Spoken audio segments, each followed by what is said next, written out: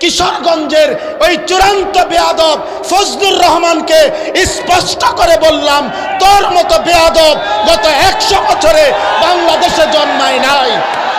তুই স্বাধীনতার পক্ষের না, তুই স্বাধীনতার শত্রু, তুই এদেশের শত্রু বেটা। কিশোরগঞ্জের ওই বেয়াদব